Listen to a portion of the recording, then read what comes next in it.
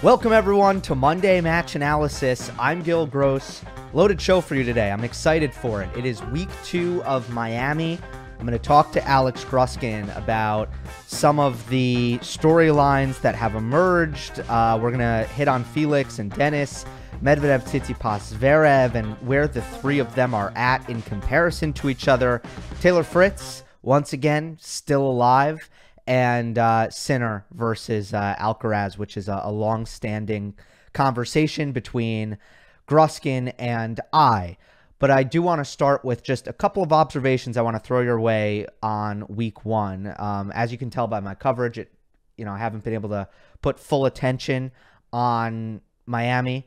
But here's kind of what I've picked up along the way, starting with Kyrgios-Rublev, which is a result that ruffled a lot of feathers early in the week. Kyrgios is still alive, and he'll play Jannik Sinner. He's actually favored in the betting market against Jannik Sinner. So Nick has kind of continued what we saw last week at Indian Wells, which is, I would say, a positive thing, especially physically. It has looked like his knees have bothered him at points this week, but ultimately he's held up. He's serving unbelievably well. And he's still keeping up the intensity and putting a lot of effort on the court into winning tennis matches.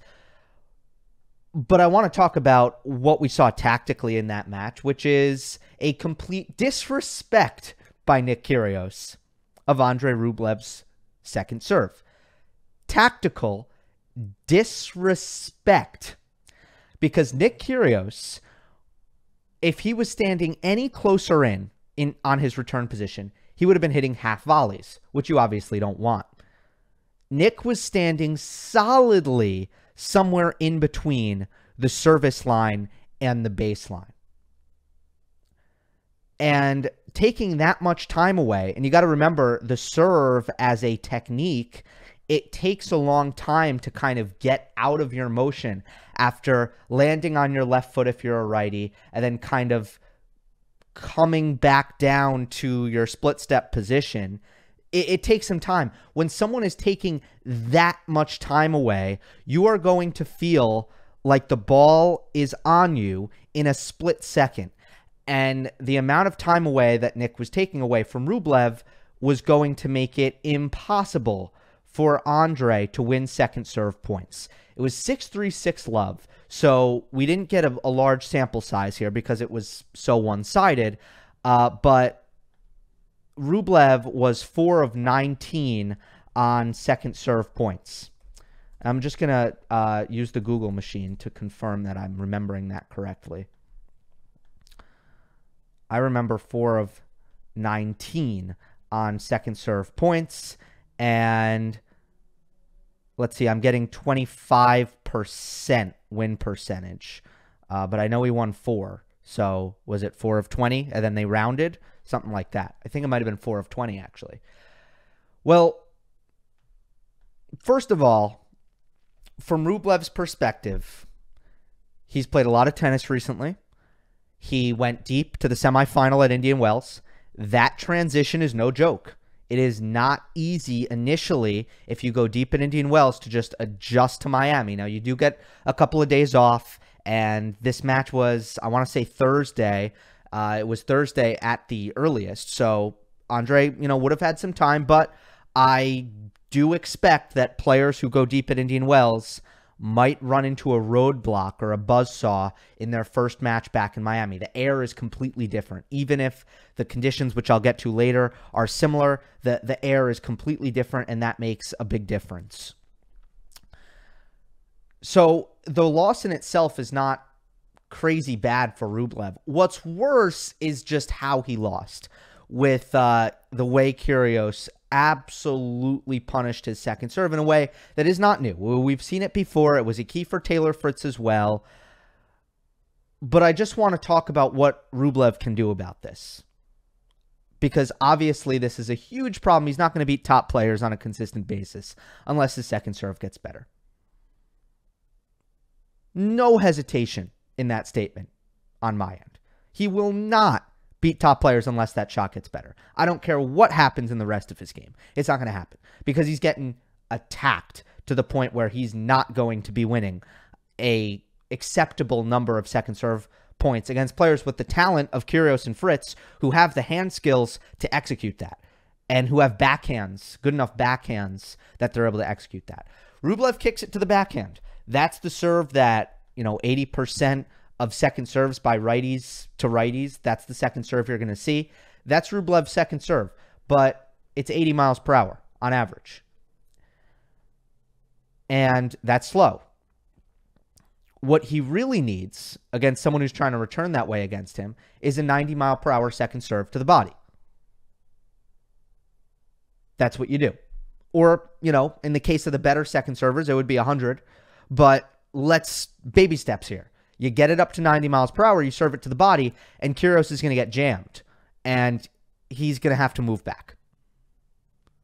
We see what Nadal does on the second serve against Kyrgios. He stands close in. Nadal hits body second serves. That's what to do.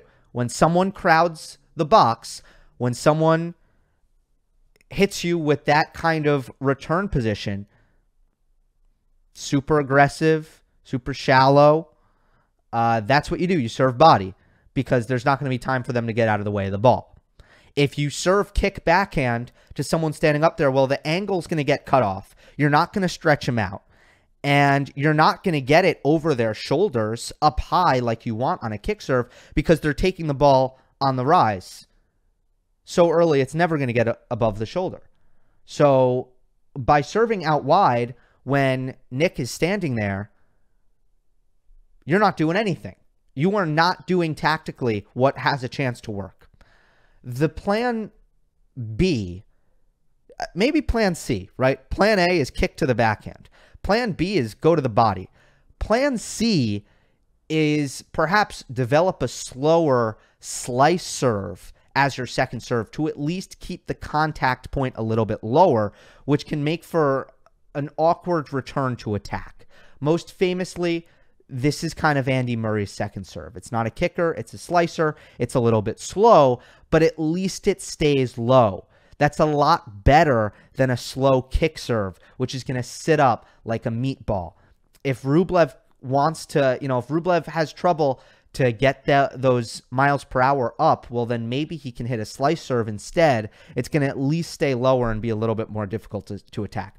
Right now, second serve is a sitting duck, and Kyrgios was able to take advantage of that. Last night, Tsitsipas played Alex de Minaur, and the matchup went exactly how we've seen it go in the early stages of this head-to-head. It is now a tour only. It's now 8-0 in favor of Tsitsipas. And just watching the match last night, I do have a couple of thoughts on why that is. Tsitsipas's defense, and yes, this court is slow, and I think it's safe to say everybody could look at this matchup and know that Alex is going to need a fast court to do well. That aside, how does de Minaur attack?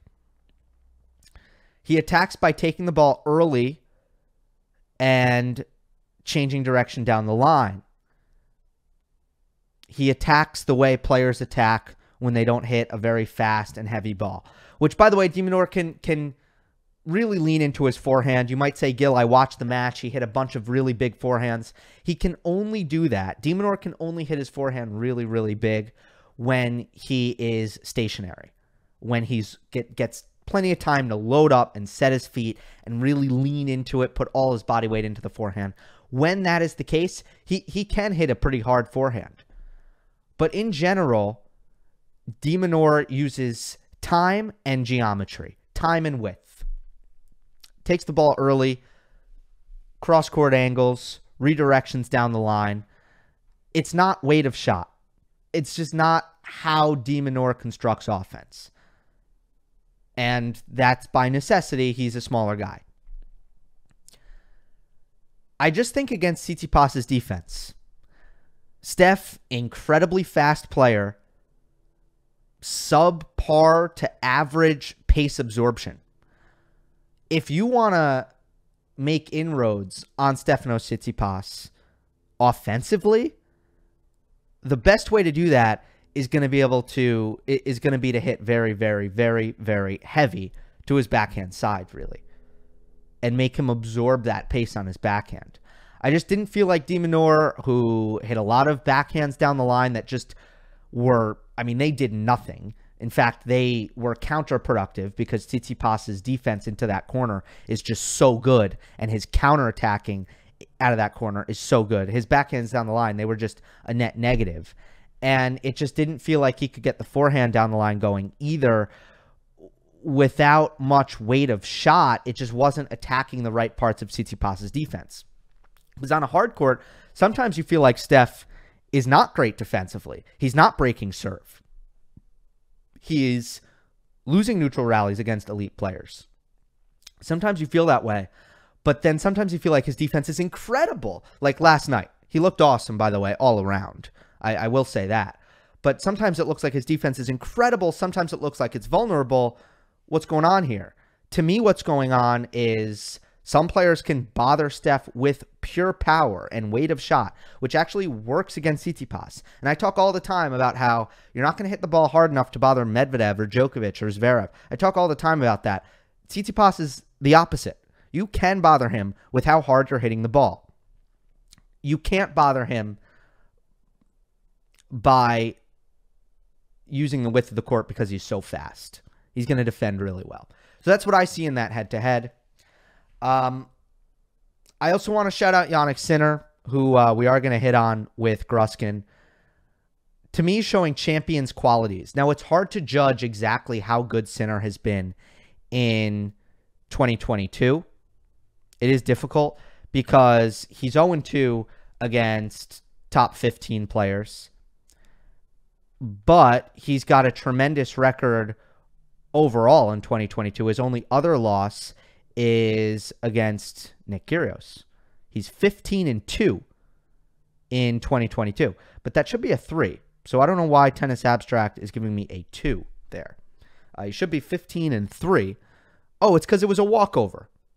It's because it was a walkover. That's why. Okay, it is 15-2. I guess I just thought of that as, you know, obviously he got sick and had to pull out. So, yeah, a loss to Tsitsipas and a loss to Hurkacz, but he's had a good season. I just want to say, last 3 matches against Benjamin Bonzi in Indian Wells, a match that I was at, he was dizzy, he was sick, whatever was going on with whatever he was battling at Indian Wells, it was in that match where you kind of saw it for the first time and just kind of recovered physically and a real gritty performance with less than his best. He was able to beat Bonzi in that 3rd set when he was looking down and out in the 2nd. Emil Ruusuvuori was playing awesome, and Sinner saves match points against Ruusuvuori. And then Carreño Busta in the previous round saves match points in the 2nd, down 5-2 in the 3rd, still wins the match. 3 matches in a row now. Sinner has plenty of reasons to tap out, to call it quits, to bend over, and he just hasn't done it. And the expressiveness on the court that he's showing is night and day. And he got this crowd in Miami. I thought they were playing in Rome. I'm still a little bit confused about why the crowd was so intensely behind Jannik Sinner. Literally confused. Because it's Miami. It's not Rome. But it literally was like Rome out there.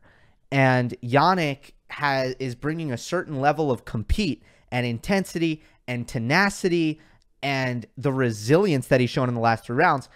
I think that deserves a shout out. That's champions qualities. That's a championship quality right there for Jannik Sinner. Last thing, I want to end on the conditions. What's going on here? I thought the tournament was going to play way quicker than it has. I think it's played quicker in the past. It seems to me like he's slowed it down, or that they've slowed it down. We've heard Medvedev vocal about the court speed. I just think in rally, it's looked very slow. I think we have seen some effective serving, but in rally, it's been hard to hit through this court. And I do think it's slowed down. I'm not sure why, but Cale Hammond, who is running a betting advice media outlet on his own, calehammondbets.com, he talks to some players, and they have talked about the ball, the Dunlop ball, that is just fluffing up a lot. So his angle is that it is fast enough when the balls are new, but these Dunlop balls, something about either the balls or the court and the way those two are interacting, the balls are getting so fluffed up so quickly that at the end of ball changes, these balls are going nowhere. And maybe that's why we've seen so many insane comebacks. The Jannik Sinner comeback against Carreño Busta is one. We even saw one yesterday with Jenson Brooksby coming back from 4-love down in the third set against Roberto Bautista Agut. We have seen some crazy comebacks. Perhaps that is because the serve is really being nullified at the end of ball changes. So slower conditions than I thought. Obviously, the humidity is going to play into that, and it's going to get physical out there. And something to keep in mind as we move on through the tournament is that this is not the fast hard court tournament that I thought it was. Before we get to Alex Gruskin, I want to give a quick shout out to our friends at PlayYourCourt, the place to go if you're looking for a local coach, practice partner, or match. In fact, the number one reason people stop playing tennis is because they can't find anyone to play with, which is silly. I don't want that to happen to you, so I've arranged a 50% off discount for you to join the PlayYourCourt community at the link below. It'll be in the description. PlayYourCourt.com/Gill Gross for 50% off to join PlayYourCourt. We're joined once again by Alex Gruskin of Cracked Racquets, editor-in-chief who doesn't edit, host of 3 podcasts. The place to be for college tennis, by the way. You probably know that if you are a college tennis fan, but I will throw that out there. Thanks for coming on once again. You were on time and ready to go, and you're decked out. I mean, what's the occasion here? Well, slight correction. I do edits in the sense that I make the notes of, hey, super producer Daniel Westhoff, you may want to edit this segment off. Now, ultimately, he makes that decision, and usually we never cut anything. But there is at least the note process that's done. Why am I formally decked out? Because I had to interview a college tennis coach this morning, and I was like, I should put on a collared shirt if I'm not going to shave. I seriously considered shaving for the Monday Match Analysis YouTube comment section because they are my favorite comment section and my favorite people in all of tennis, outside of our Crack Rackets fans, of course. But I didn't, and here I am today, raggedy as ever, blurry screen, indicative of the haze I've been in since this college tennis season started. Nevertheless, it's the second half of the Sunshine Swing. It is always a pleasure to be here to talk some tennis with you. Yeah, they will let you know what they think. I wore like a shirt that was a basketball jersey, and it was cut like a little bit lower on my chest, and I did get analysis on my chest hair in the comments. So Tuesday YouTube chest analysis. That's a good show. Is that a follow-up on the channel? That's season 3. It might be. Lack thereof, actually. Let's start with... I've seen the numbers when you talk anything but Djokovic, so like you might as well branch out. Let's start. We got to start with Felix. And you can interrupt me if I'm off here, but for the audience, we have obviously been talking about Felix, you and I, for a couple of years now, and I feel like I was on the negative train a little bit because I didn't see him getting any better. And it was, I was concerned about that. And you've always been confident that Felix will arrive. It will happen for him. He's on his way. There's no reason to panic about the career of FAA. And at the start of this year, I did a total 180 on it, or I don't know if it's a 180, but I started to drink the Kool-Aid in a big way. Phenomenal from the start. ATP Cup, Australian Open with the 5-set loss to Medvedev that I thought was a great loss. Wins that first title, Rotterdam, makes the final the next week in Marseille. I come into the Sunshine Double. I picked him to the Indian Wells final reluctantly because I knew the conditions wouldn't be great for him. And then more confidently picked him to win Miami. He's 0-2. Yeah. He went 0-2 at the Sunshine Double. He loses to Botic van de Zandschulp at Indian Wells, a loss that I didn't think was so bad. Then he loses to Miomir Kecmanovic in his first match in Miami. What are we to make of this at this point?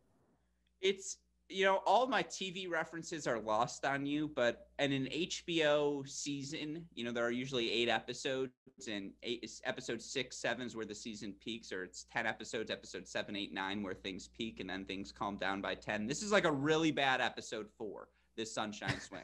For Felix, where you're like, yeah, he still got the 3 slams to make up for it, right? And the low-hanging fruit from a rankings perspective, because he's got a lot of slam points to defend in the back half of the season. He has really nothing to defend here in the clay court season. So I don't think it's time to panic. I will forever think the heaviness of his serve, his forehand, the weight of that shot should be more effective on clay than the results thus far in his career at the ATP level have dictated. I'm not hitting the panic button yet, because I always think it's important to frame the Felix discussion in the fact that he is younger than Sebastian Korda and like 2 months older than Jenson Brooksby. And if you're asking me to compare the career trajectories of guys at the same age between those 3, I think we would agree unequivocally Felix would be number 1. You can quabble between, I just to work in the college tennis ties one more time. Jenson Brooksby obviously spent half a semester, the COVID half of the semester, at Baylor. The amount of times Baylor men's tennis head coach Michael Woodson and I get into a debate about Korda versus Brooksby, I would say it's like a third of our conversations. Like anytime there's a Brooksby result, he's like, "What do you think about this now?" And I'm like, "All right, let's relax." The point being, when you frame it like that, Felix has accomplished so much at, age he's 21 now, and he doesn't turn 22 until August of this year. At the same time, at a certain point, you wonder, because we know what early on, the fear is Felix becomes one-dimensional, right? When the serve, when the forehand are clicking, he hits them at a level as good as anyone else. You look over the past 52 weeks, he's top 20 in hold percentage. That number keeps improving. The break percentage gets better, even if it's not a top 25 number now, but it's been flirting with it. At the same time, you watched the Kecmanovic match. The ball got on Felix's shoulder, and he just wasn't able to play aggressive front foot tennis. And he really didn't have a second or third gear to turn to. And that just happens frequently. Like, why I stay stock up on Felix is because there's 5 people in the world who can play the sort of aggressive front foot tennis that he's capable of playing. The problem is, and I don't remember if it was you who made this comparison or someone on my show, is the best comparison for Felix's game Matteo Berrettini? Is that the comparison we should be making? Like, the ceiling for Felix is a slightly better Berrettini, which is a hell of a player. But, like, is that the game model he should be crafting it, where it's just double down, big serve, big forehand? That's my game style. He's just too good an athlete for that to be the best course of action. And that's the massive difference between Felix and Matteo is Felix can be one of the best movers in the world. He's just not one of the best defenders in the world. I disagree with that. I don't know if I agree with that from a move. Is he that fluid? Like, does he have the fluidity of the Medvedevs, of the the Zverevs, and obviously some of the De Minaurs of the world? I don't think he does. No. He's not in the top 1%, but he's in the top 5 to 10%. I think for sure, especially in quickness. And I know it doesn't always look great. Like, he's not, he doesn't defend that well, but from a speed perspective, I think he's as mobile as really it gets, besides those like top 5 kind of guys. So let's play this game, and let's assume, if we're saying top 10, top 5% of top 100 players, because with all due respect, there are some outstanding movers who are better than Felix outside the top 100, but if we play that game, it gets too big. I think I can name 10 better movers than Felix pretty quickly. I'm going to go through my head. You tell me yes or no, because I think I can get to this list. Obviously, I think De Minaur is an exceptional. Frances Tiafoe? They're similar. They're similar. I think there's a fluidity to Tiafoe in and out of corners that Felix backhand side doesn't have. All right, we'll put Tiafoe aside for a second, but that's interesting. Okay. De Minaur's a for sure yes. Yep. Monfils? Yeah. Medvedev? Yes. Okay, that's an easy 3. Schwartzman? Can I help? Yeah, Schwartzman for sure. Okay, 4. Yeah, help me. Yeah, Djokovic. 5. Duh. I can't believe I didn't say. Sorry, I'm sorry, listener. That was so stupid of me. The fastest man in the world right now. Yeah. Carlos Alcaraz. 6. Correct. 6. I would say Zverev, if we're being honest. Yeah, I think similar The speeds. size, yeah, but the size component as well is what gives Zverev the edge. Sure. So that's 7, 8. Tommy Paul? Yes. Okay, so that's 9. Is I don't know how you don't have Francis above Felix. I'm like baffled that was a fun pause. You stumped me for a second. My mind went. Look. But okay, so it's not a definitive thing. Oh, this is great. And by the way, I did not expect the opening to be Felix. I thought for sure we were going to go American men, or that, everyone's 26 and younger, Alex. This is your fantasy. And we start with Felix. All of this to say, the glass is still half full, because we saw what he was capable of at the Australian Open. We saw what he was capable of in New York, at Wimbledon. And to your point about him as a mover, I don't know if he's a top 10 mover, but from a physicality standpoint, the combination of movement and strength, I agree with you. He's top 10% in that category. And I agree with you that in the 3 out of 5 set format, I think that matters that much more. And that's where he shines. And that's why it's still glass half full for me. Right. He's in amazing shape. He moves well enough to be someone who can play at all levels, defense, neutral, offense, right? Mm-hmm. So what's the angle here on the 0-2 Sunshine Double? I think there's a couple things from my perspective. First of all, the surface is slowed down. And, you talk about Felix's serve and his forehand, and how often are players able to get past that initial attack of the Felix serve +1. And the slower the conditions, the more frequent players are going to be able to get past that and get into those rallies. And Felix is still not an elite player from neutral. He doesn't win rallies against the very best players in the world. Now, he still should be able to, in my opinion, certainly against Kecmanovic and Van de Zandschulp. However, I will also say the second angle of this. So the first thing is the surface is slowed down. So are we still looking at Felix as a fast court player? And that's why at the start of 2022, with what we saw in Australia, maybe it just gave us a certain idea of what he was going to be this season. And in reality, there's still a conditions factor. The second thing that I'd like you to weigh in on, we're talking about 96 player draws with 32 seeds. Van de Zandschulp and Kecmanovic, first match, both times. Are those two top 40 right now? Are they both top 40? Yes. That is super unlucky. Yes, you're absolutely correct. I would say it's twofold for Felix. A, you're right. The conditions, the slowing down of the surface when it's just not as easy for him to hit through the court. And by the way, I apologize. I'm looking up every so often. That's because on my monitor, then I've had some laptop issues. That's where I see the zoom. So if I'm not looking directly at the camera, I do apologize. I'm also, again, intimidated by this Monday Match Analysis crew. I know you're going to come after me for everything I do in all the right ways.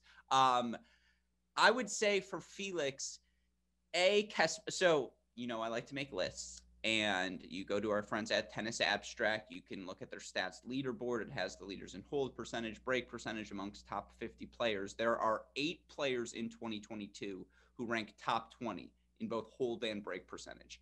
Miomir Kecmanovic is one of them. He has been unequivocally one of the 5 most improved players of 2022. He's off to, I would argue, one of the 10, 15 best seasons of the year thus far as well. One of the, few guys who makes round 4 in both Indian Wells and here in Miami. It's a testament to how consistently he's played, how well he's played. He got the ball up on Felix's shoulder. And so where I would, again, disagree with you is I don't think Felix plays poorly at neutral.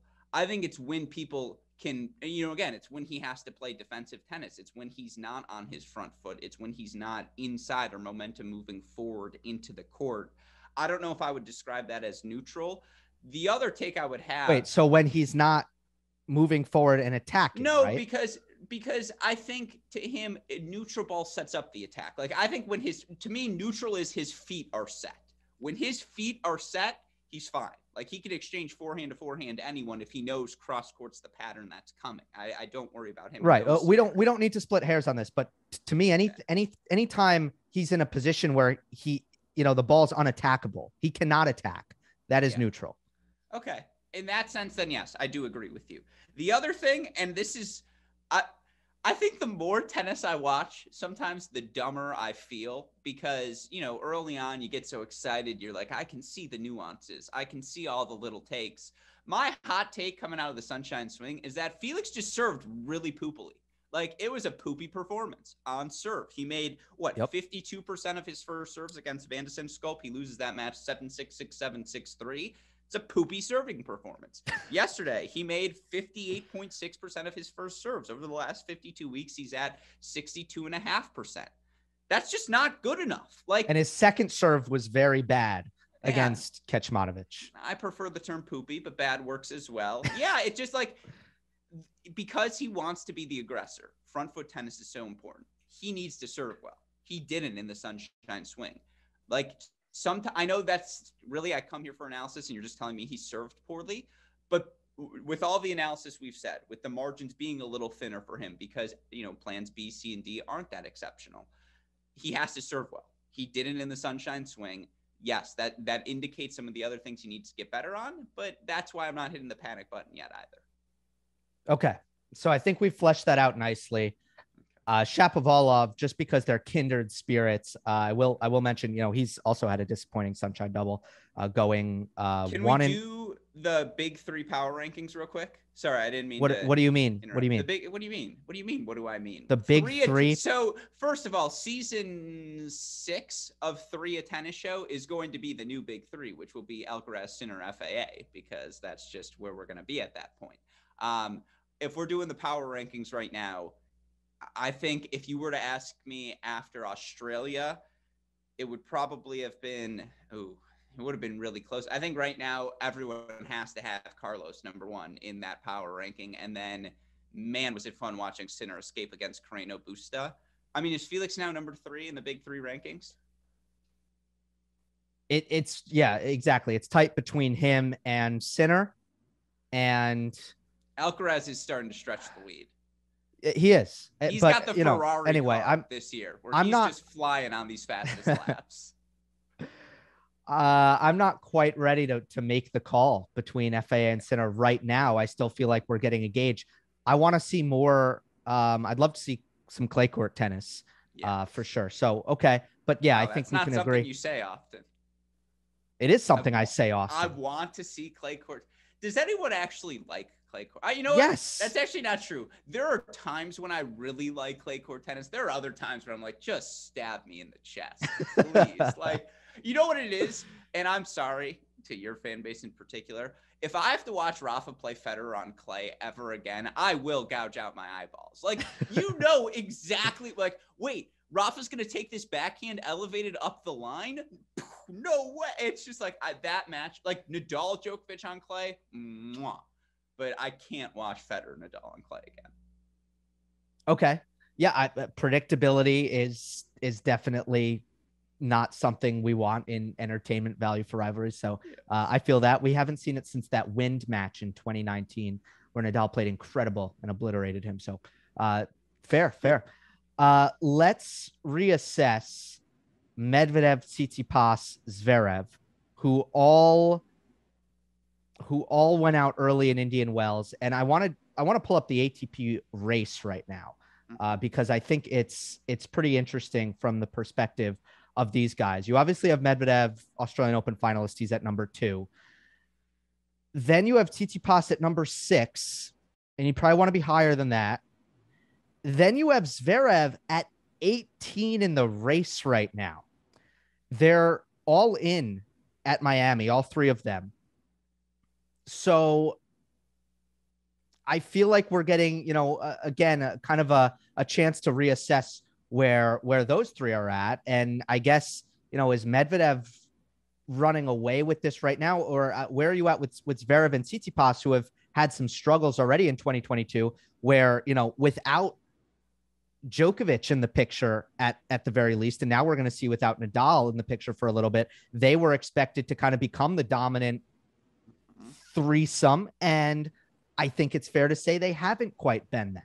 Yeah, no, I have some numbers prepared for you on this subject because I knew this was one we were going to hit. And I think the metrics right now are fascinating on all of these players because you mentioned the rankings. Again, I want to turn to our friends at Tennis Abstract. Their ELO ratings, which are a result-based formula. It's who you beat, how you beat them, much less so than where and when you beat them, like the ATP ranking system is. Therefore, in the ATP ranking system, a semifinal win is always going to be valued more than a quarterfinal win, regardless of who the opponent is. In Tennis Abstract's ELO ratings, the opponent matters. You look in the overall ELO ratings right now.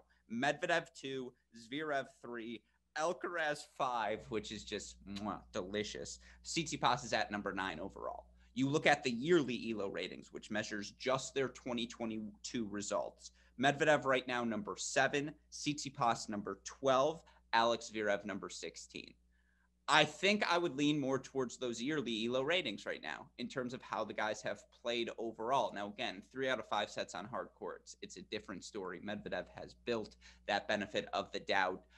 I would argue most of the time Zverev has at the slams, the Australian Open being the exception. That loss to Shapovalov. I mean, Shapovalov just took it to him there, and that's why he's as low as he is right now in the yearly ELO ratings. And yet, when you look at the stats leaderboard, and again, top 10, 15, 20, 25 club, who are ranking in both top 10, etc., in both hold and break percentage right now, how frequently they're holding serve and breaking serve. By the way, before I get into this, are you at the point of the season now, and I know you're always just 2022, 2021, have you abandoned last 52 weeks now on the stats leaderboard? Are you looking at just 2022? Um, I'm looking at usually both, but yeah, I'm Okay. looking a lot at just 2022. Well, I'm glad you say you look at both because I have the stats leaderboards for both the last 52 weeks and here this season. Top 10 club over the last 52 weeks makes a lot of sense. Djokovic, Medvedev, Zverev, and Casper Ruud, who cleaned up on everyone at the 250 level. As Yep. such, his stats are going to look ridiculous. That group makes sense. Only one player ranks top 10 in both hold and break percentage in the last 52 weeks. Can you guess that player, Gil? Excuse me, not in the last 52 weeks, in 2022. 2022. Just one player top 10 in both hold and break percentage. I almost think since we're talking, I mean, out of the three, it would be Medvedev. It's Zverev. Zverev is top 10 right now in hold and break percentage, which again, eye test wise, I mean, his win over Brooksby in Mexico was like a really good match, or just a really weird match. And I know that gets clouded, obviously, by what happened in the doubles and his subsequent suspension. Then he loses at Indian Wells. But the numbers are saying that Alex Zverev has not played that poorly to start the season, which to me was just fascinating to note. You look beyond that. Again, here in 2022, Zverev's your only top 10 club member. Top 15, Rafa Nadal, Andrey Rublev. And it makes sense given Andrey Rublev swept the Middle East swing. Top 20 club, Medvedev, Sinner, Taylor Fritz, which again, eye test wise makes sense. You're Indian Wells champion. Gael Monfils, who has been very, very good over the past 6 months. And Miomir Kecmanovic, who has been one of the breakout stars here early in the season. When you get to the top 25 level, you add Carlos Alcaraz, and for him, it's the holding serve, not the breaking serve, where he's top 3 right now in break percentage. Brooksby, then you get Bautista Agut, Carreno Busta, which makes sense because they are your veterans right now. They're your 28 to 31-year-olds who are still good. And then Dan Evans gets thrown in the mix, which to me is a funny inclusion there in the top 25 club. I mean, yeah, like the reason I bring all of that up is you ask me where all of these guys rank right now. And to get back to your question, it's splitting hairs. Like the numbers say Zverev is still as good as he has always been. And I think if you've watched him in Miami, I mean, he looked excellent against Becky McDonald, played such a good match there. I thought he was in control against George, just kind of took his foot off the gas in that second set. But again, I think Zverev is as likely to win this tournament as anyone. Medvedev had 2 perfect opponents for him in Murray and Martinez to start the tournament. He's playing great. And now we get Tsitsipas Alcaraz again. Like, it's tough for Tsitsipas. That's a brutal draw for him right away. And, for Medvedev gets, I think, Brooksby next, right? And I think that's Yeah, going to be that's really, gonna be a really good one. fun. Yeah. Zverev gets Kokkinakis. That's a match he should cruise in, particularly given the physical nature of the matches Kokkinakis has played to, 3-set thrillers. Up a break 3-2 as we speak. Yeah, Zverev is. Yes. And so, yeah, I think Zverev is just by the draw, he's probably the guy with the easiest path to the final. At the same time, I think they've all looked pretty good this week in Miami. Like, this is the best week for all of them. Yeah, I mean, I think Tsitsipas and Zverev have, I agree. They've all looked great, all three of them. Yeah, there was a lot there. Sorry about that. Yeah. With Zverev, it's been the nature of the losses. His second serve gets abused against Tommy Paul. He wins 34% of points behind his second serve. Against Bublik, it was a super flat performance energy-wise, and Bublik is not a player who has pulled off wins like that in his career. He hasn't shown to be dangerous against players like Zverev. Did you watch that match? Yeah. I thought Bublik was you might have been on the call for it. I thought Bublik was sensational in just that entire tournament. Just he was locked in a way. I mean, again, when he and Kyrgios, I think the parallels between them are obviously with the big serves are so obvious, the flair that they have. But Bublik was locked in a way in that match where he was like, you know what? I'm going to beat Zverev today. And I'm going to get in his head with the second serve thing. And I think with Zverev, that's just the biggest issue. It just continues to persist. In every match he loses, it's because the second serve abandoned him. And it's like, all right, now it's 7 years in a row. The book is out. Yeah, these were passive performances. Like I thought he was defending too much against Bublik. But yeah, Bublik was on the money for sure. Shapovalov, same thing. I mean, Dennis played great, but Zverev just was very, very, very passive. Yeah, very. Yeah. So it's just, and he said this in Miami, he feels like he needs to go after it more. And now he is. And it's kind of like, well, what's going on here? Like, why do we keep doing this where you're forgetting how you need to play on a consistent basis and then remembering again how you need to play? It's like, who's not having that problem? Taylor Fritz. Talk about someone who knows how he needs to play every time he takes the court right now. I mean, it's like, stop losing your identity. It's really kind of inexplicable. Is forgetting the second serve and what to do on those points a top 3 issue for Alex Zverev right now? Like, you think about all the issues he has. Maybe that's why he forgets. He's like, well, I just smashed a racket. Like, I'm gonna get suspended again, all these different things. It's like he loses track with all the issues. No, I mean, to your point about Fritz, I mean, talk about a guy who's just in control right now. And I continue to stand by my theory the ankle injury was a fabricated Netflix storyline, because if you watched him yesterday against Tommy Paul, I mean, the guy he's on another level physically this season. He is just getting to balls that before the knee injury at the French Open, he was not getting to. And again, this guy injures himself. We need his stem cells, whatever it is, because he comes back better and better after each time. And it's just, if he gets his racket on the ball, if he can hit the ball cleanly, there's going to be depth on it. And if he's able to set his feet, like, you're screwed, because I'm telling you, in his body language, he laughs now when players try to up the pace in a neutral rally. He's like, oh, that's cute. Watch what I can do. And he just blasts the ball down the line. Like, ball striking is such a mythical concept. You're not going to find someone who strikes a better ball than Taylor Fritz. He is playing The best pure power baseline tennis in the world right now. And you look at some of the, the competition in that category, if we're doing it Oscar style, best power baseline tennis goes to, and your nominees would be a guy like Rublev, maybe a guy like Felix. How about Fritz? Your best impression of a Juan Martín del Potro? Like, nominations, Taylor Fritz right now, just blasting everything on the forehand. Yeah, he is. And the miles per hour averages are up massive from last year. They're up in, the Basilashvili Berrettini range. Mm-hmm. He feels pretty consistent. Like, it never feels out of control with him. The question is now, at this point in the season, is he going to be in Turin at the end of the year? Are we looking at a top 8 season for Taylor Fritz? And I think that is going to be the best question you can ask about his season right now. I think that's where the bar has been set. I'm going to go one further than that. He needs to make the quarterfinals at Wimbledon. I think the two are interlinked because I think to be top 8, you have to make a Grand Slam quarterfinal. There's just going to be too many guys. I mean, we're booking spots, right? Medvedev will be there. I think despite all of his struggles, we would still all believe Zverev would be there. I think Nadal may have already clinched a spot just given his start to the season, but, he'll be there. If Djokovic isn't playing, a spot opens up for everyone. And it's just, much like last year, it's going to be a really fun race because, Hubie Hurkacz has quietly been fine in the sunshine swing.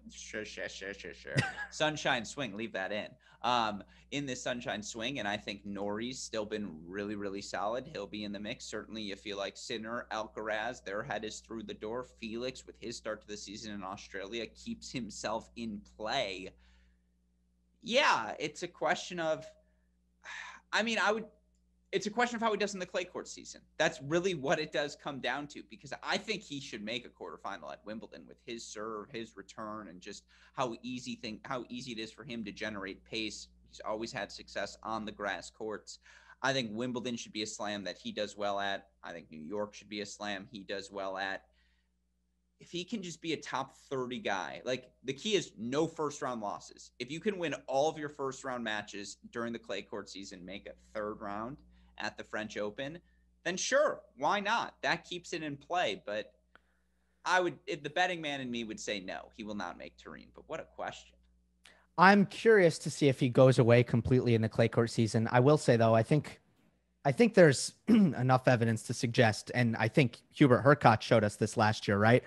You don't have to have results on the clay to make the top 8, just the way that the schedule goes. But I agree that that's a big question.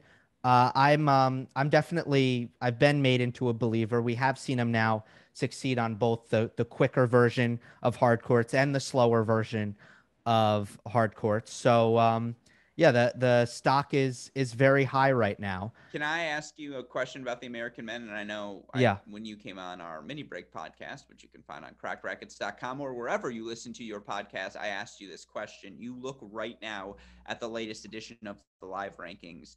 If you're an American men's tennis fan, how can you be anything but ecstatic? And I apologize, I'm looking down because I want to get this right. Top 40 Americans right now.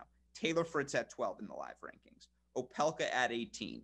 Isner 27, Tiafoe 29, Tommy Paul 34, Brooksby 36, Korda 41. You've got Mackie McDonald at 51, Giron at 52. Point being, right now, you've got, I believe the number is 6 Americans inside the top 40 with Sebastian Korda right there at number 41.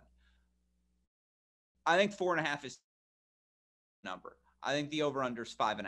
I'll say 4.5 because I think, well, you tell me, over under 4.5 or 5.5 American men seated at New York. What should be the standard? I think 4.5, especially because you got to think that, someone gets injured, like something, right?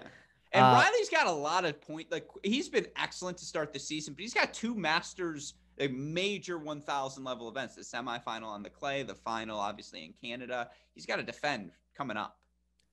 Yeah. Although he also has a lot of first round exits that he can back up. It's fascinating. Yeah, he just had, last year was not consistent at all. And he's just kind of, you can brush it away because he had enough big runs to keep his ranking good, but it wasn't consistent. But yeah, you're looking at potentially really 3 spots away or 4 spots away from 9 Americans in top 50 in the race. Yeah. Which is, if you're great at math, almost 1 in 5 players. Yeah. Well, I think like one of Tommy and Francis is seeded. I think Taylor and Riley, sure things. Isner wins Atlanta. He's there. You get one of Taylor or Tommy or Francis for sure. I also think you get one of Brooksby or Korda for sure. Because Brooksby's got I expect Brooksby to defend in the clay courts. I really expect Brooksby to be top 30 by New York. I'd be surprised if he isn't. I know we kind of hinted at this Sinner Alcaraz thing, but we're going to again playing the hits again to another one of our classics. For those who are in the international audience who may not know, there's this a show called First Take, and it used to be Skip and Stephen A. And Stephen A. hates the Cowboys, and Skip is a Cowboys fan, and that's like the bread and butter that they'd always go to. And for Gruskin and I, it's we decided that it was going to be Sinner versus Alcaraz. But I have to now ask you, like, is this still the plan? Like, are you really going to go down this road and take Team Sinner against Carlos Alcaraz? Because, I mean, look, right now at this moment, it's looking a little bleak right now. Now, it hasn't been very long.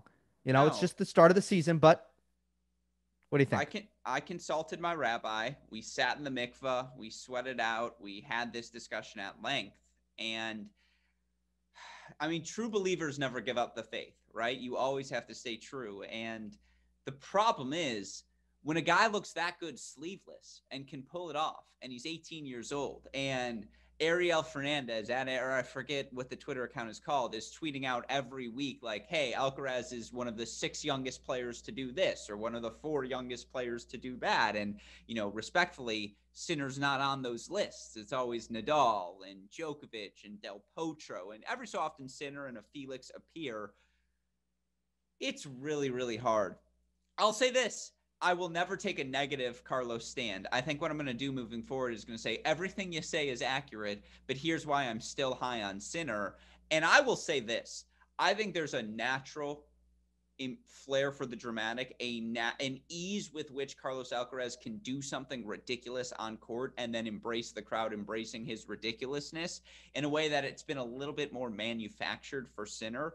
But if you watched his third set win, 7-5 in the third over Carreno Busta in Miami, I have never seen a crowd get after it for Jannik Sinner the way that crowd got after it for Jannik Sinner. And what was it, 5 match points he fought off? And the only one that I think, 2 of them Carreno Busta regrets. He missed a second serve return early on. He also had a point where he set up a backhand line, and he missed that backhand line. He missed it just wide. And I think he makes that backhand 7 out of 10 times. That miss happens. It was a great miss, but that's the ball he wants back.